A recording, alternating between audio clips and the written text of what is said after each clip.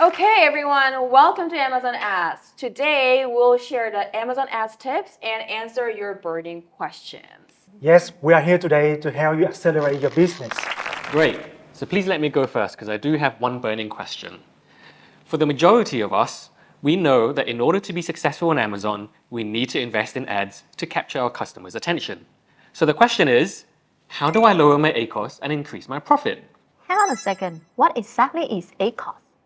So Amazon Acos is advertising cost of sales. That's so how much money you spend for advertising versus the sales you generate. And that tells the profitability of your ads campaign. Okay, I see. So the lower is actually the better, right? Is there a benchmark number for me to hit? It's a very good question. So while it's very important to set your ACOS goal, no single number is applied to all campaigns or even for the brands because it depends on your product type, campaign goals, or even the maturity of the product.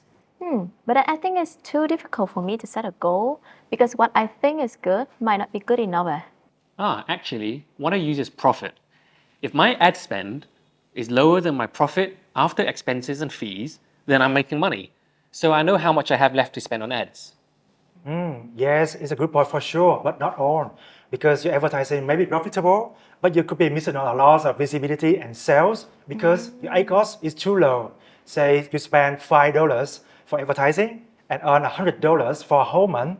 So your Acos may look good, but you could improve your business so much more if you had invested more. True. But like at the moment, right, my Acos is like way too high. It's not 25 or 20% whatsoever. It's like 80. Is it okay? Actually, it still depends. Sometimes we want our brands and campaigns recognized. So a high ACOS is not a very bad thing, like always. So sometimes we're doing launching period or peak season periods, ACOS can be a little higher.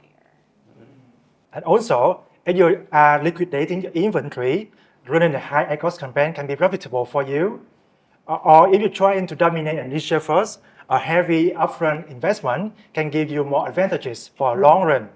We sometimes see some seasonal items have a low Acos for the low season to compensate for the high Acos during the big seasons. Plus, ACOS should be always paired with other metrics called TACOS to get a holistic view of campaign performance. So TACOS takes into account not only direct sales from ads, but also organic sales that could be halo effect of overall ads as well. Sorry, 사장님. Did you say taco? Like the Mexican food taco? Okay, could be, but here TACOS is a total ads cost of sales to reflect the organic sales. Actually, that's a really great point. So I used to only look at Acos in isolation, and that was really misleading because I was in a situation where my Acos was really low, but my TACOS was so high. And that actually led me away from my long-term objective of increasing organic sales and brand awareness. Okay, got it. So then there must be some widely applicable tips for us to optimize the Acos then?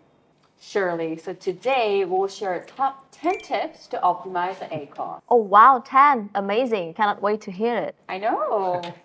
All right, so let's start with a very fundamental one, optimizing your listing page. So it sounds really obvious, but before bringing paid traffic to our listing pages, please make sure that your listing page is fully optimized.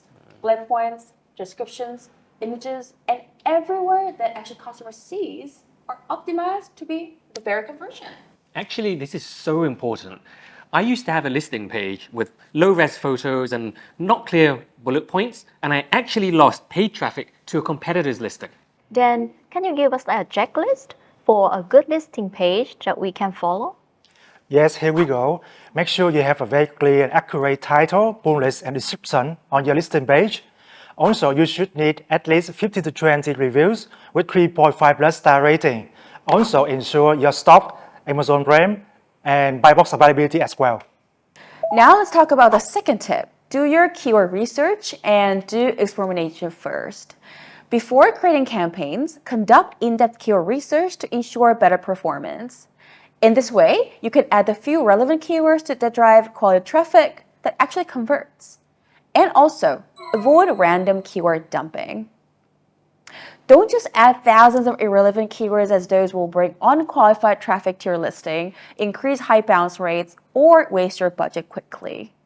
Our third tip is budgetize. we recommend to creating automatic campaigns to uncover high-performing keywords, and then use manual campaigns with all match type to identify the high-converting keywords. Use all three matching types, broad, phrase, and exact, and fine-tune these using the keyword report to maximize your ads performance. Gradually invest more into keywords and their matching type that are working, and slowly lower down the ones that are not working. So while excessive use of broad match types can lead to wasted spend, you have to keep some broad matching types open to expand your reach and new keywords discovery. I thought I should use the broad match only at the beginning of the campaign and then turn it off after I found the keyword that performed well. This is actually a good reminder. Okay, so next step is actually continuing testing and experiment what works best for you. Use all available campaign types, targeting, and placement choices. And don't panic in early results only. You have to continue testing. Yes, I actually recently discovered that product placement worked best for my listing, which I really didn't expect when I first started using ads. Yes, it is. Completely untapped keywords or targeting options where competitor bids are low can lead to higher conversion. So you need to continue your experiments and pivot your campaigns. Another good tip for keywords is actually adding negative keywords. Removing keywords which are not performing will help you exclude invalid traffic and avoid high bounce rates.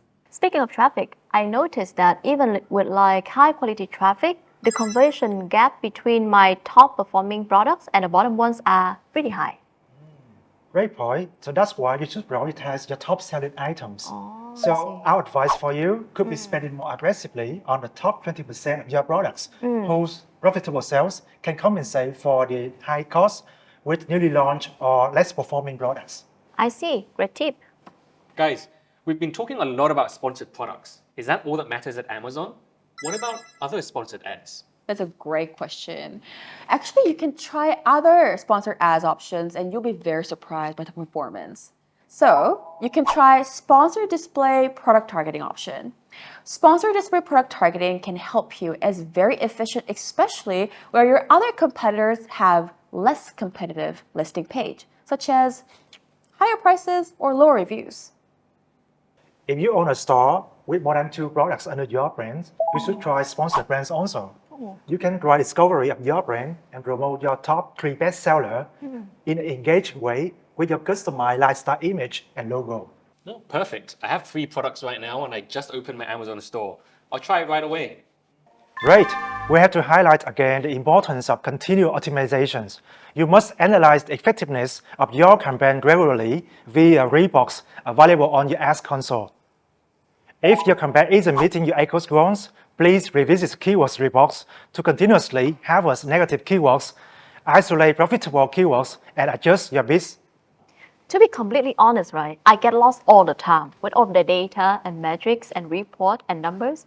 It has any easy way for me to just like follow? That's a very good point. So you can start off by pausing keywords which are not working or which are not converting. On the other hand, you can double down on the keywords which are really working well. Sometimes if the keywords or campaigns work better than others, you have to invest aggressively to make more opportunities available. Thank you so much. That helps a lot. But what about situations where you have very high impressions and low conversions, or vice versa, high conversions and low impressions? Let me also share with you the diagnostic-based suggestion here.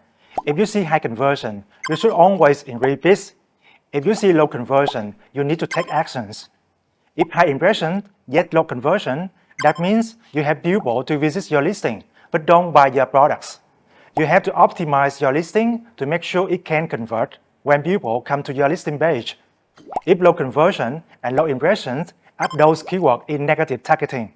I just created a new campaign for testing 2 days ago. Should I start making adjustments to it tomorrow? That's a very good point. We actually recommend at least 2 weeks to see for testing before optimization. Wow, that's actually 10 tips already. Thank you so much, Sang Yim. Learned a lot today. Hope today's session was so helpful and hope everyone gets more learnings. We're here today to help you accelerate your sales with Amazon ads. Please follow us to get more information of Amazon ads and thank you again so much for tuning in. Bye everyone. Bye. Bye.